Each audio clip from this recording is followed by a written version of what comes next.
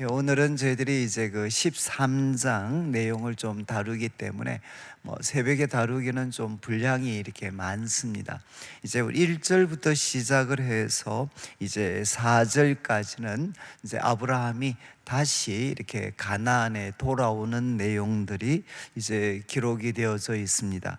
그리고 이제 5절부터 시작을 해서 우리 그 7절까지는 5절부터 시작을 해서 7절까지는 이제 아브라함이 이렇게 맞이하게 된 또 하나의 그 문제, 이제 아브라함에게 문제가 생겼습니다. 특별히 이제 조카 롯과의 이제 갈등이 이렇게 일어나게 되는 내용들이 이제 5절부터 7절까지 기록이 되어져 있습니다. 그리고 8절부터 시작을 해서 이제 13절까지 8절부터 시작을 해서 13절까지는 이제 두 사람의 선택입니다. 두 사람의 선택. 그러니까 이때 아브라함은 어떤 선택을 했고, 그리고 이제 아브라함의 조카 롯은 이제 어떤 선택을 했는가 하는 것이 8절부터 13절까지 기록이 되어져 있습니다. 그리고 이제 14절부터 시작을 해서 18절까지는 이제 이 아브라함이 이제 하나님께서 기뻐하시는 그런 선택을 했을 때 이제 하나님께서 아브라함에게 다시 찾아오셔서 말씀하시는 내용이 기록이 되어 있습니다.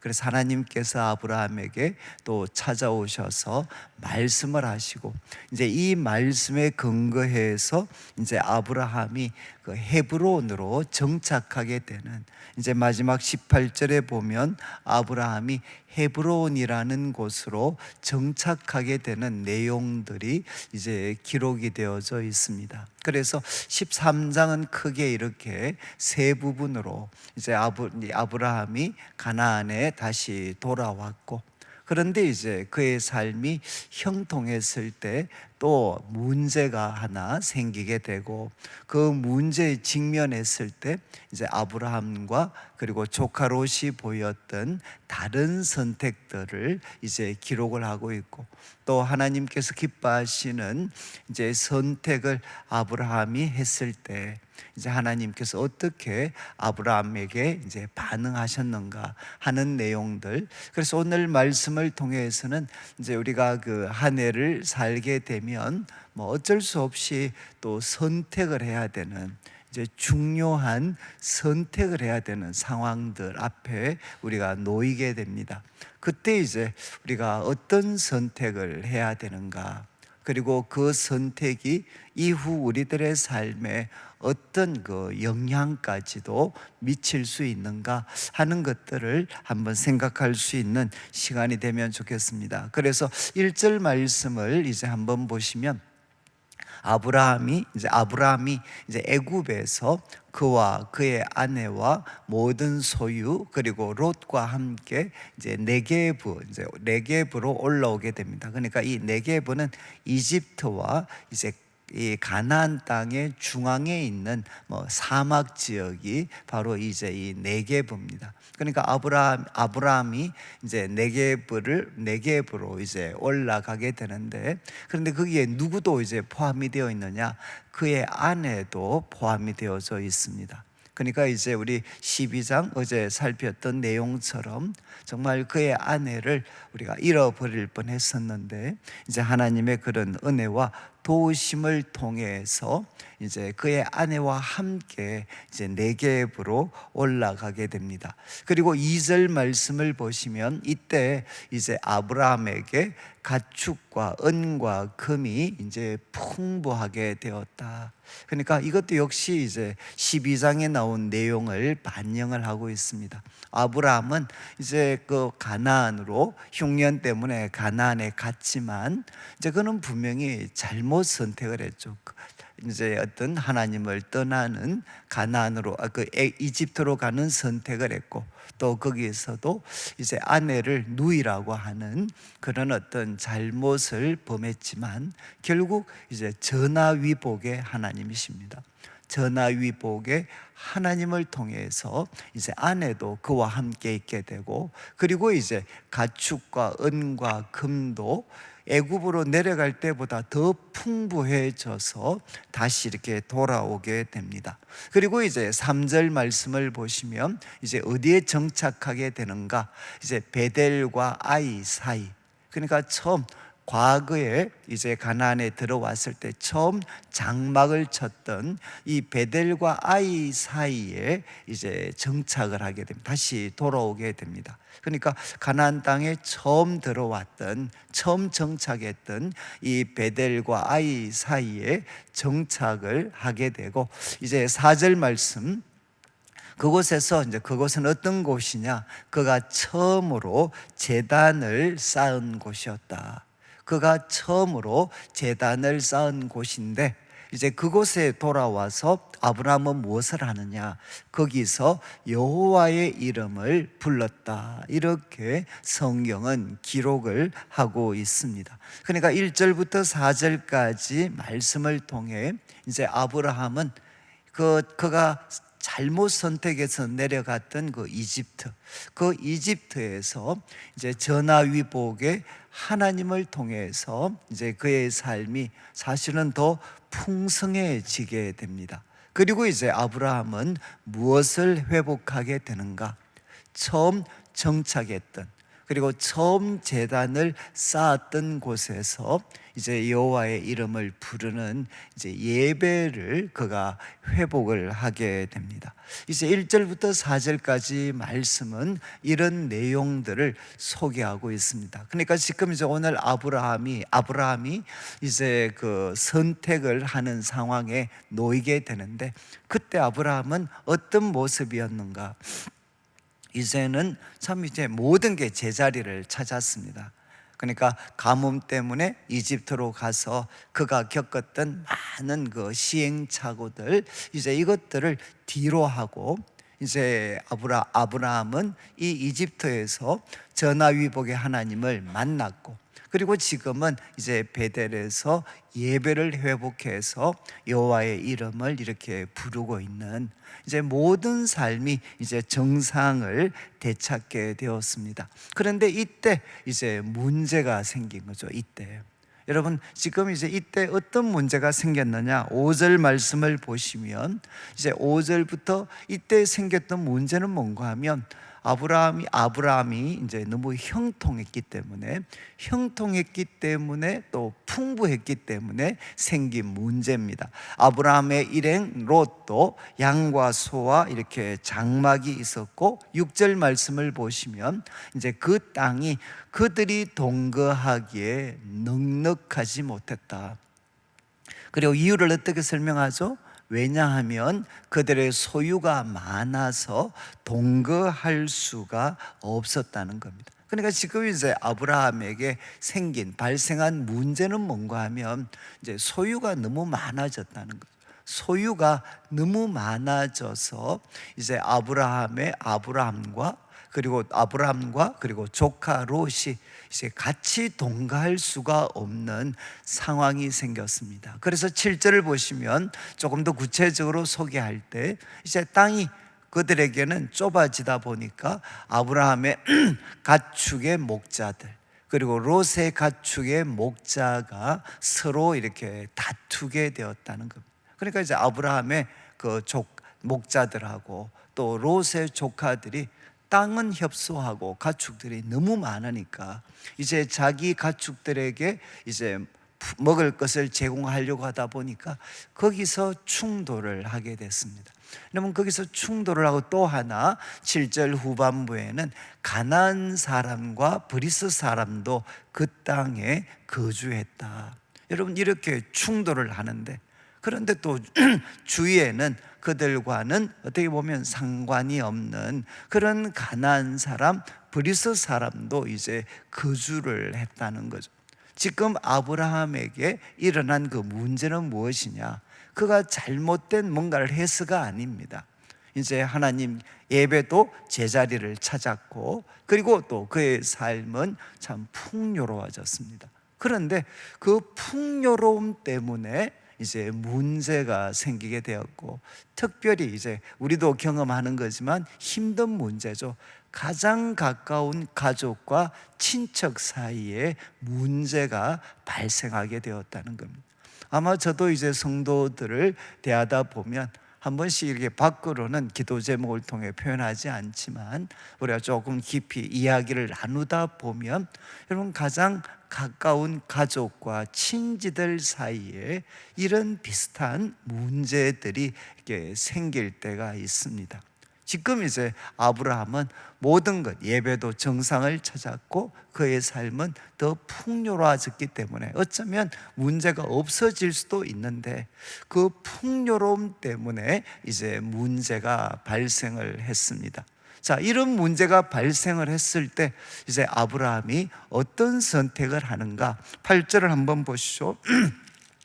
8절에 이제 아브라함이 이제 롯에게 이야기를 합니다. 우리는 이제 한 가족이니까, 친척이니까 지금 그 아브라함과 사라가 이렇게 가나안으로, 하란에서 떠나 이제 가나안으로는 선택을 할 때 어떻게 보면 유일하게 함께했던 이제 혈육이죠. 유일하게 함께했던 혈육.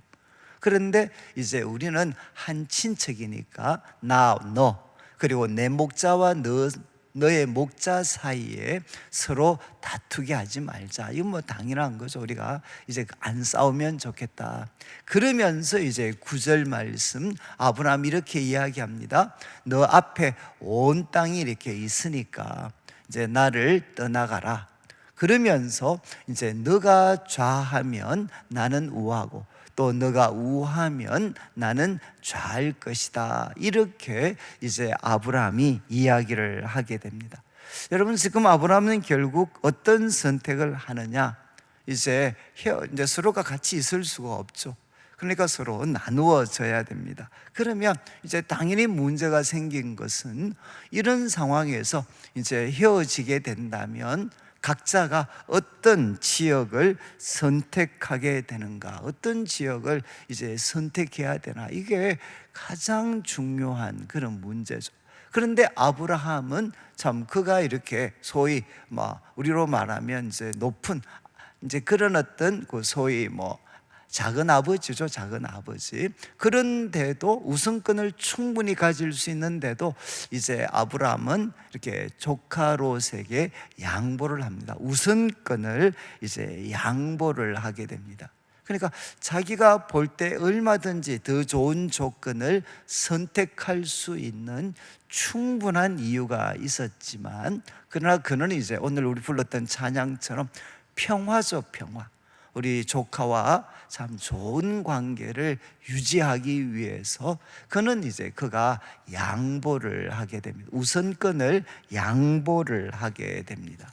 자, 그러면 우리 성도님들 마음속에 아마 질문을 할 수 있을 것 같아요. 결국 우리가 나중에 다 알고 있지만 조카 롯이 이 어떤 목축, 이 가축을 키우는데 제일 좋은 조건을 가진 땅을 먼저 선택을 하게 됩니다. 그리고 결국 아브라함에게는, 목축을 하는 그에게는 아주 거친 땅이 이렇게 주어지게 됩니다. 저는 이렇게 고생할 게 뻔한데, 그리고 어떻게 보면 우리로 말하면 경제적으로도 많은 손실과 위험들이 찾아올 텐데, 그럼에도 불구하고 어떻게 아브라함이 이렇게 조카 롯에게 양보할 수가 있었는가? 이제 이 질문을 우리가 할 수밖에 없는 거죠. 어떻게 아브라함은 양보를 할 수 있었나? 특별히 돈과 관련된 문제에서. 여러분, 아무리 믿음이 좋다고 해도 이 돈이라는 건 당장 눈앞에 보이는 겁니다. 이 돈과 관련해서 이 양보하는 게 정말 쉽지 않습니다. 그리고 이제 이 돈에 대해서 이 양보를 해야만, 누군가가 양보를 해야만 어떻게 되느냐? 그 집안에 또 가까운 가족들이 이렇게 평화를 누릴 수가 있습니다. 그런데 어떻게 아브라함은 이 양보할 수 있었나? 이런 상황에서 양보할 수 있었나? 결국 이유는 우리가 두 가지를 우리가 지적할 수밖에 없죠. 첫 번째는 결국 뭔가 하면 애굽에서의 경험입니다. 애굽에서의 경험. 우리 12장에서 살피었던 그 애굽에서 아브라함이 경험했던 거죠. 그 경험의 내용은 결국 무엇입니까?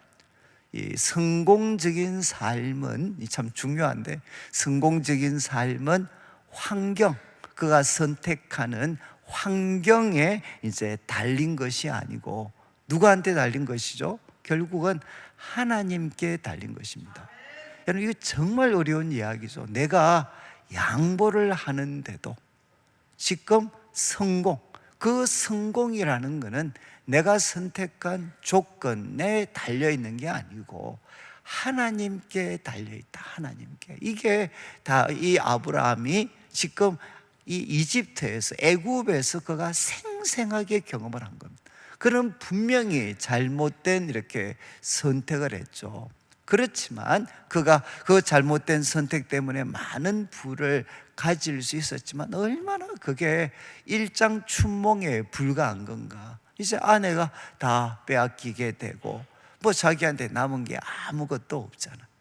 여러분, 결국은 이 어떤 우리들에게 있어서 소위 하나님 안에서 이 성공적인 삶이라는 것은 내가 선택하게 된 곳이 어떤 조건을 가졌나, 이것이 아니라 내 선택이 하나님을 기쁘시게 해서 하나님이 복을 주시게 되면 아무리 척박한 땅이라 할지라도 바로 그곳에서 우리는 더 풍성한 삶을 누릴 수가 있습니다. 이게 바로 아브라함이 이집트에서, 애굽에서 배우게 된 하나의 생생한 교훈이죠. 그렇지만 또 한 가지가 있습니다. 여러분, 이제 이런 어떤 이집트, 애굽에서의 경험은 여러분 이거는 이제 영원하지가 않죠. 또 우리가 이 세상을 하루 또 한 주 살아가다 보면 결국 우리들의 마음은 또 거칠어지게 되고 또 자기 중심적이 될 수밖에 없습니다. 그런데 이 아브라함은 또 무엇을 해보겠나? 이제 처음 그가 장막을 쳤던 곳에서 여호와의 이름을 불렀습니다. 여호와의 이름을. 그러니까 결국 이거는 조금은 우리가 비약적인 하나의 추론이 될지는 모르지만 저는 충분히 근거가 있다고 생각을 하는데, 바로 지금 드리는 베델에서, 그는 지금 베델과 아이 사이에서 하나님 앞에 바로 이제 올바른 예배를 드리고 있었던 거죠. 여러분, 바로 베델에 처음 장막을 치고 예배 드렸던 곳에서 그는 여호와의 이름을 불렀습니다. 여호와의 이름을 불렀다는 것은 뭔가 하면 여호와를 전적으로 의지하는 거죠. 그분의 말씀을 붙잡고 그리고 그를 전적으로 의지하는 삶을 그가 살았다는 것입니다. 바로 이런 경험을 통해서 결국 여러분, 우리가 예배를 통해 은혜를 받게 되면 무엇하죠? 예배를 드리게 되면 하나님께서 주셨던 말씀을 기억하게 되고, 그리고 과거에 베풀어 주신 은혜를 우리가 다시금 마음에 회복하고, 그리고 우리 마음을 날마다 새롭게 할 수 있는 이런 일들이 바로 이제 예배를 통해 일어나게 됩니다. 저는 이제 이 두 가지, 그가 아브라함이 성품이 좋아서가 아니라 바로 이집트에서, 애굽에서 경험했던 그 하나의 교훈, 그리고 또 이제 그가 처음 예배를 드렸던 이 베델에서 지금 하나님 앞에 살아있는 예배를 드렸기 때문에 그는 기꺼이 이런 양보를 할 수가 있었다는 것. 여러분, 그 선택의 결과 그는 이제 요단강 서쪽 편이 됩니다. 요단강 서쪽 편에 이제는 좀 척박할 수 있는 그 척박한 그런 땅이 그에게 주어졌고, 그곳에서 이제 그는 가축을 키워야 되는 상황이 되었습니다. 그리고 이어지는 이제 10절부터는 여러분 롯의 선택이 나오는데, 이제 롯은 눈을 들어 요단 지역을 바라보게 됩니다. 여러분, 롯은 이제 소위 양보할 수 있는 그런 여유가 전혀 없죠. 롯은 이제 양보하지 않습니다. 이제 눈을 들어 요단 지역을 바라보고 소알까지 온 땅에 물이 이렇게 넉넉하다. 여러분, 그가 보았던 것은 결국은 이제 물이 넉넉한 곳이요. 물이 넉넉한 곳. 그리고 또 소돔과 고모라를 멸하기 전이었기 때문에 그 다음 편이 참 이게 의미심장한데, 최소한 롯에게는 그가 선택하려고 하는 땅이 두 군데처럼 보였다는 것. 여호와의 동산 같고 애굽 땅과 같았다. 여러분, 이제 여호와의 동산 같고, 이거는 우리가 충분히 이해를 할 수 있죠. 성경에서 인간에게는 원형입니다. 하나님이 처음 우리에게 주셨던 에덴 동산, 그러니까 바로 그 여호와의 동산 같다, 그러면 충분히 이해가 될 텐데, 그 다음 표현이 이제 의미심장하죠. 애굽 땅과 같았다. 애굽 땅과 같았다. 여러분, 이렇게 성경은 기록을 하고 있습니다. 그래서 11절에 보시면 바로 물이 넉넉했고, 그래서 그곳이 지금 애굽 땅과 같았기 때문에 11절 롯은 요단 온 지역을 선택하고 동으로 옮기게 되고, 그들은 서로 떠나게 됩니다. 그리고 이제 12절을 보시면 12절에 아브라함은 가나안 땅에 거주하고 롯은 그 지역의 도시들에 머무르며 결국은 장막을 옮겨서 소돔까지 이르게 되고, 그리고 이제 13절을 보면 이런 이제 설명을 달고 있죠. 지금 롯이 가까이 하게 된, 머물게 된 성 소돔은 어떤 곳이냐? 소돔 사람은 여호와 앞에 악하며 큰 죄인이었다. 이렇게 성경은 기록을 하게 됩니다. 여러분, 이 말씀을 통해서 볼 때 이제 롯의 기준은 결국 무엇이었습니까? 이제 물이 넉넉한가라는 것이 바로 그의 선택 기준이었죠. 그리고 이제 그가 무시한 것은 결국 어떤 기준이었나? 여러분, 하나님이 보실 때 이제 그가 정착하고 그가 정착하려고 하는 땅, 그리고 그곳의 사람들은 어떤 사람인가, 어떤 곳인가, 하나님이 보실 때 그곳은 어떤 곳인가 하는 것을 그는 무시를 했습니다. 그에게 중요한 것은 뭐 가축 때문에 생긴 일이니까 물이 넉넉한가 하는 것이 기준이었고, 그는 이제 무시한 것은 무엇이냐? 그가 선택하려고 하는 곳이 하나님이 보실 때 어떤 곳이었나 하는 것은 고려해서 빠지게 되었습니다. 자, 그러면 이제 우리가 질문을 가지게 되죠. 왜 롯은 이런 기준을 가지고 선택을 했을까? 왜 롯은 이런 기준을 가지고 선택을 했을까? 우리 앞에서 제가 아브라함과 관련되어서 두 가지 말씀을 드렸습니다. 애굽에서의 경험, 그리고 지금 예배, 이 두 가지, 아브라함에게는 이 두 가지가 아주 긍정적으로, 영적인 면에서 긍정적이었죠. 그런데 이제 이 어떤 조카 롯은 결국 어떠했느냐?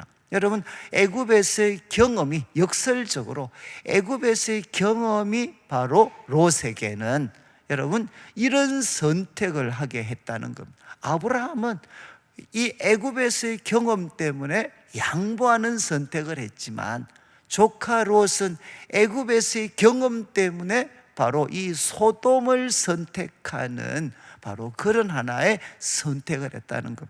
다시 저희들이 이제 10절을 다시 한번 보시면 10절에 지금 두 가지, 물이 넉넉했다라는 표현, 그리고 애굽 땅과 같았다는 표현. 여러분, 물이 넉넉했다, 이게 바로 이집트죠. 이집트는 바로 나일강입니다. 그러니까 이 물 때문에 바로 이집트를 갔었죠. 그리고 또 그가 소돔을 볼 때 무엇처럼 보였느냐? 애굽 땅과 같이 보였다는 것. 결국 이제 이 롯은, 조카 롯은 지금 이제 이 이집트를 떠나게 될 때, 떠나게 될 때 결국 이제 무엇을 가지고 이집트를 떠났느냐? 그 풍요한 바로 이집트, 풍요한 애굽 땅, 그 땅에 대한 동경, 그 풍요함에 대한 동경을 가지고 이제는 이 어떤 애굽을 떠났다는 것입니다. 그러니까 정말 딱 그 어떤 소돔 땅을 보는 순간 롯에게는 무엇이 연상되어졌느냐? 그가 미련을 가지고 있었던 그 바로 이집트, 그가 동경했던 그 애굽 땅과 너무 비슷했기 때문에 바로 이제 조카 롯은 이 선택을 하게 되었다는 거죠. 여러분, 우리들의 과거는 우리들한테 하나님에 대한 감사를 줄 수도 있고, 우리들의 과거는 세상에 대한 동경을 우리 마음에 깊이 심어둘 수가 있습니다. 그래서 여러분, 우리가 선택을 할 때는 이 두 가지 중에 하나입니다. 결국은 하나님에 대한 감사, 은혜에 근거한 선택을 하느냐, 아니면 내가 이 세상 과거에 아직도 정리되지 못한 이 세상에 대한 허영심, 세상에 대한 동경, 바로 이것이 우리들로 하여금 선택을 하도록 만들게 되는 거죠. 저는 이제 청년들을 오래 섬겼기 때문에, 여러분 청년들을 오래 섬겼기 때문에 청년들에게는 이것이 너무 선명하게 나타나요. 여러분, 청년들이 이제 아무리 신앙이 좋다고 하더라도 여러 가지 선택을 할 때는 결국 두 가지입니다. 지금 아브라함과 같은 선택을 할 수 있지만 적지 않는 사람들은 결국 조카 롯과 같은 선택을 해요. 왜 그 선택을 했느냐? 그러면 거기에는 하나님보다는 그가 중학교 시절에 품었던 동경과 꿈, 어린 시절부터 그가 가졌던 동경과 꿈, 그래서 그가 앞에 놓여진 이 선택은 마치 무엇을 연상시키나 하나님을 연상시키는 게 아니라 애굽 땅을 연상시키게 되는, 그러니까 그 마음에는 하나님에 대한 기대가 아니라 애굽 땅에 대한 동경, 그 풍요의 땅, 그 애굽 땅에 대한 동경이 그 마음을 차지하고 있었기 때문에 결정적인 순간이 되면 바로 애굽 땅이 그의 선택의 기준이 되는 것입니다. 그리고 여러분, 또 한 가지는 결국은 그의 예배가 피상적이었다는 거죠. 피상적이었다. 여러분, 살아있는 예배는 무엇이겠습니까? 세상에 대한 동경이 얼마나 일시적이고 유한한가 하는 것을 우리가 깨닫고, 여러분, 하나님 한 분을 의지하는 삶이 얼마나 참된 것인가 하는 것을 확인해서, 여러분, 우리들의 모든 삶을, 그리고 내가 선택해야 되는 순간을 하나님을 기준 삼아 선택할 수 있도록 도와주는 게 무엇이냐? 바로 예배죠, 예배. 그런데 이 예배가 피상적이 되면 무엇이 우리 마음에서 떠나지 않느냐? 애굽 땅이 떠나지를 않는 거죠. 애굽 땅이 정말 신앙이라는 이름으로 정말 포장을 해놓은 이 애굽 땅에 대한 미련이 바로 이 해결되지 않으면 결국 어떻게 되나? 우리 인생의 중요한 선택의 순간에는 하나님이 아니라 애굽 땅이 선택의 기준이 되게 됩니다. 여러분, 이렇게 선택을 해서 잘 아시겠지만 조카 롯은 이후에 어떻게 됩니까? 정말 풍족한 삶을 일시적으로 누리게 됩니다. 일시적으로 풍요를 누리게 되지만, 우리가 앞으로 살피는데 이제 14장에 가면 내일 우리가 살필 텐데, 그곳에 전쟁이 일어나서 정말 그가 가졌던 모든 것 빼앗기고 포로로 끌려가는 이런 그런 경험들도 하게 되고, 나중에 이제 19장에 가면 아시죠? 성경에서 계속되는 교훈으로 우리에게 주고 있는, 바로 그가 선택했던 이 소돔이 하나님 앞에 악인이었기 때문에 결국 그 소돔이 불타게 되는, 그 소돔이 불타게 되는, 그가 동경했던 세상이 바로 하나님을 떠나 있는 곳이기 때문에 불타는 그 아픔을 경험하게 되고, 그리고 거기서 어떻게 되죠? 결국 자기가 가졌던 모든 소유 다 잃어버리고, 그리고 나중에는 아내까지도 뒤돌아보다가 소금 기둥으로 바뀌게 됩니다. 그것이 끝이 아니죠. 나중에 아브라함은 이 롯은 어떻게 됩니까? 정말 참 이렇게 이 딸들이 이제는 살아갈 방법이 없으니까 아버지와 아버지에게 술을 먹이고 관계를 맺어서 자식들이 태어나게 됩니다. 이게 모압과 암몬이 되는 거죠. 정말 이제는 어떤 사람이 되느냐? 악한 후손들을 낳게 되는 그런 부끄러운 조상의 모습으로 조카 롯은 전락되어지게 됩니다. 그래서 한 번의 선택이 여러분 그의 모든 것, 당장의 풍요를 주었지만 나중에 그것은 정말 그가 가졌던 모든 것들 다 상실하고 조카 롯 자신은 믿음을 지켰을지 모르지만 아내도 죽게 되고, 그리고 조카 딸들도 뭐 영적으로 결국은 다 하나님을 떠나게 되고, 그리고 그러니까 어떤 악한 후손들의 이 부끄러운 조상으로 이제 롯은 전락되어지게 됩니다. 여러분, 정말 우리 성도님들이 이렇게 풍요를 선택한다는 것, 그것을 바로 소돔을 선택한다는 것, 그 중심에는 여러분 깔려 있는 것이 애굽 땅에 대한 동경. 여러분들이 참 이 애굽 땅에 대한 동경은 사람들마다 모양은 다 다릅니다. 그런데 이 해결되지 않는 애굽 땅에 대한 동경이 결국은 선택의 순간이 들을 때마다, 순간에 설 때마다 하나님이 아니라 이 애굽 땅이 선택의 기준이 되게 하면 결국 어떻게 되나? 여러분, 당장은 풍요로운 것 같지만 영적으로 다 무너지게 되고, 그리고 우리들의 이 삶, 우리가 가지려고 했던 그 모든 것들이 신기루처럼 다 날아가 버립니다. 저는 이제 우리가 한 해를 시작하면서 우리 성도들의 마음에 이 애굽 땅에 대한 동경과 미련들 하나님께서 참 이렇게 잘 정리시켜 주시고, 지금 예배, 여러분 매일의 예배가 왜 중요하냐? 이 세상에 대한 동경을 바로 이렇게 우리 마음에서 정리시켜 주는 거죠. 여러분, 우리들의 풍요는 애굽 땅이 주는 것이 아니라 하나님이 주신다라는 것을 여러분이 마음에 생생하게 가질 수 있어야 됩니다. 그리고 이어지는 14절을 보시죠. 14절, 롯이 아브라함을 떠난 후에 이제 아브라함에게 말씀하십니다. 눈을 들어 너 있는 곳에 북남동서를 바라, 사방을 바라봐라. 결국 눈을 들어 사방을 바라봐라. 그리고 또 15절을 보시면 보이는 땅을 내가 너와 내 자손에게 줄 것이다. 그리고 16절 이야기합니다. 너의 자손이 땅의 티끌 같다. 그리고 셀 수 없도록 만들어 주겠다.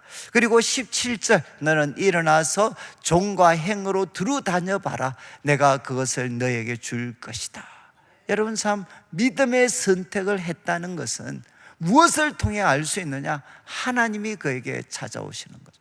하나님이 그에게 찾아오셔서 말씀하십니다. 바로 눈을 들어 사방을 바라봐라.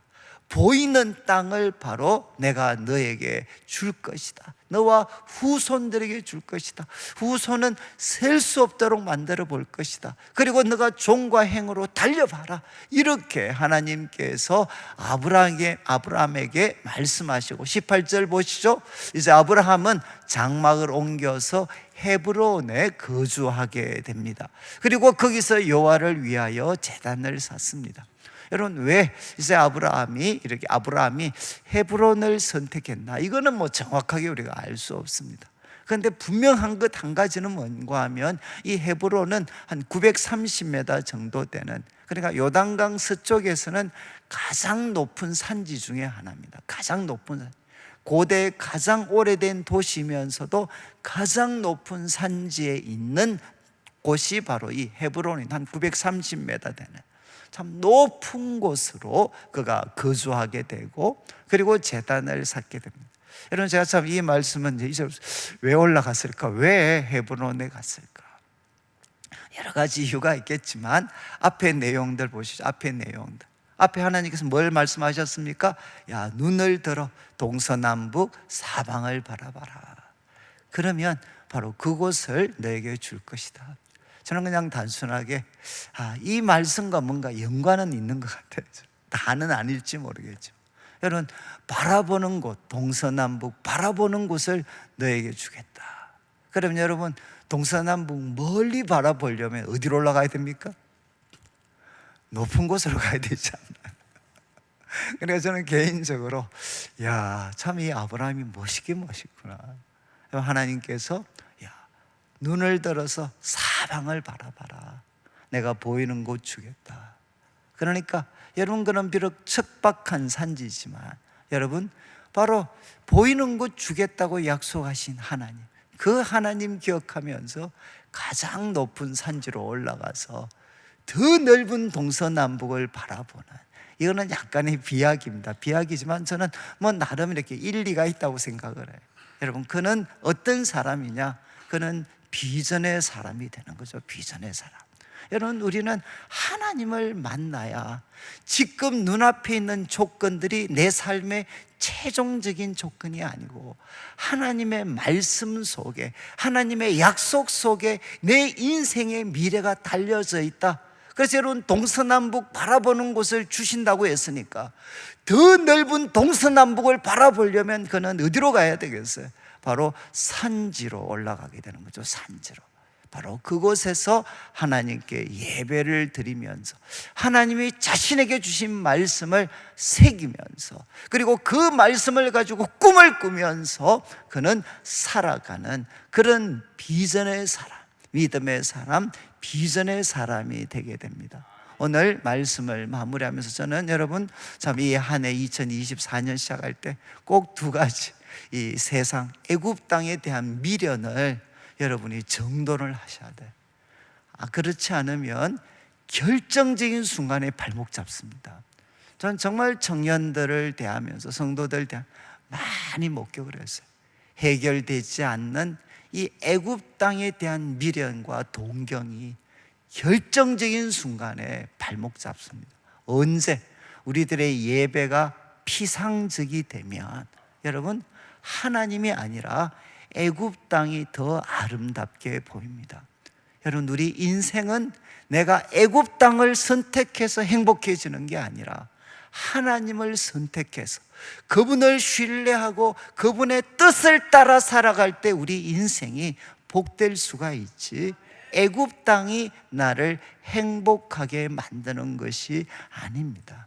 저는 우리 성도님들이 과거를 하나님 앞에 감사함으로 정리하고 매일의 예배가, 또 매주마다 드려지는 이 예배가 살아있는 예배가 되어서 이 한 해 동안 선택의 순간에 설 때 우리는 비록 그곳이 거친 산지라 할지라도 여러분, 믿음으로 선택하고, 그래서 이 선택을 통해 하나님의 말씀이 우리에게 주어지는 하나님과 더 깊고 친밀한 만남으로 나아가고, 이제는 여러분, 우리가 눈앞에 있는 현실에 매여 사는 사람이 아니라 바로 비전의 사람으로 헤브론 산지에서 사방을 바라보고 있는, 그리고 꿈꾸고 있는 아브라함처럼 바로 비전의 사람으로 살아가게 되시기를 주님의 이름으로 축원합니다.